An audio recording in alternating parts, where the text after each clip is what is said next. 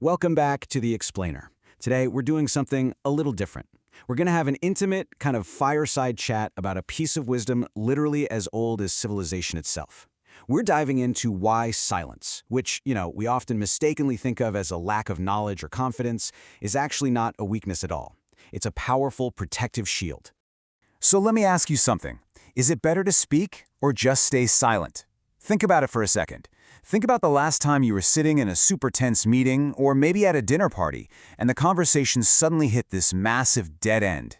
We all share this totally primal anxiety in social situations, don't we? There's this overwhelming, almost magnetic pull we feel to assert our presence, basically to fill that awkward silent void with the sound of our own voices. And that brings us to the big idea for this explainer. It is better to remain silent at the risk of being thought a fool than to talk and remove all doubt of it. It's a famous saying, and it establishes a pretty profound concept.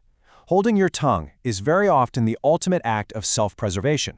It's really a masterful defense mechanism. All right, moving into Act 1, the context, Papa's timeless counsel. Let's look at this through the lens of some fantastic passed-down family wisdom.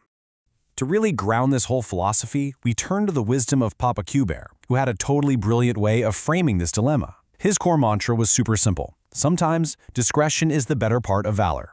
He firmly believed that if you don't actually know something, you absolutely shouldn't stand up and pretend that you do. Because if you just jump blindly into the spotlight, you run a very high risk of proving yourself a fool. True conversational valor? It isn't about charging in. It's about knowing exactly when to hold back. So what does that actually look like in practice? Well, when you find yourself in a conversational minefield, especially when someone else is, speaking foolishly, Papa Q-Bear had 3 distinct steps. First, listen carefully. Second, take a deliberate pause. And third, if you really must speak, ask clarifying questions gently. You always want to make absolutely sure you clearly understand the words being spoken before you react to them. And this leads us to a really crucial, incredibly empathetic realization. Let a fool leave the stage with grace. Look, if what you're hearing is truly foolish, just asking a gentle question is going to expose that folly all on its own. By doing this with a bit of humility, you're letting the other person save face. You prevent the creation of a lifelong enemy, and honestly, you protect everyone's reputation in the room. Okay, on to Act 2, the tension, tracing the true origins. Where did this famous line about silence actually come from? The historical landscape here is surprisingly unsettled, and it perfectly illustrates the power of historical myth-making. People constantly attribute this quote to magnetic historical giants, right? Usually Abraham Lincoln or Mark Twain. Decades after both of these men passed away, newspapers just started slapping their legendary names onto the line. But the reality? The exact modern phrasing we use today was actually penned by a much lesser-known author named Maurice Switzer. The timeline of how this quote evolved is honestly fascinating. The core concept goes all the way back to antiquity with the Book of Proverbs. Then, Maurice Switzer coined the modern wording in 1907. By 1923, a version of it hit the Chicago Tribune, and by 1931, it ended up in the Yale Book of Quotations, completely misattributed to Lincoln, of course. Let's zoom in on that ancient origin for a second.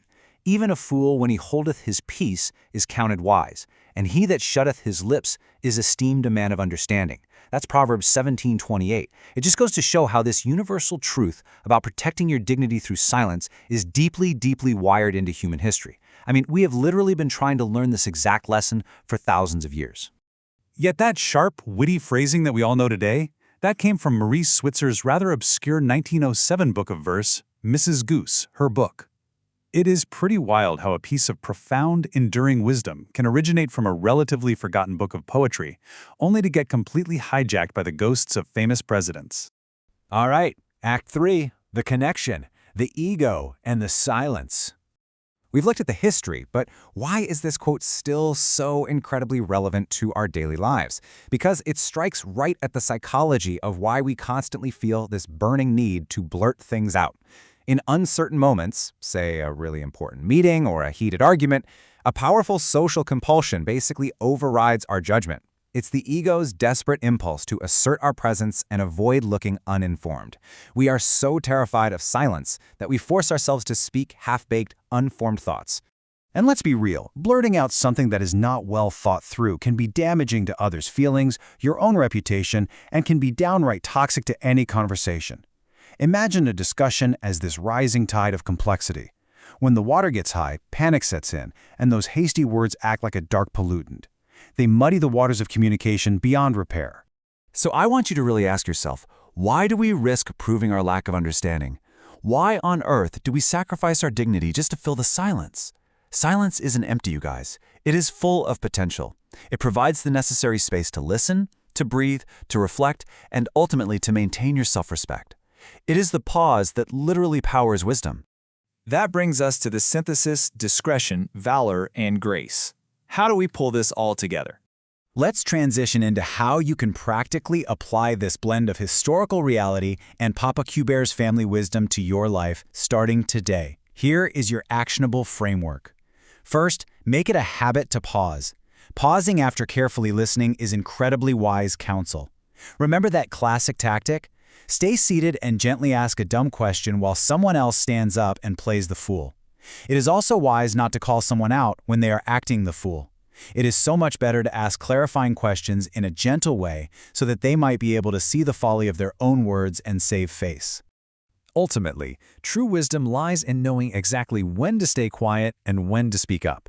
True conversational valor requires resisting the ego's urge to jump in blindly, which prevents a whole lot of unnecessary damage. I want to leave you with this final, lingering thought. Sometimes, discretion is the better part of valor.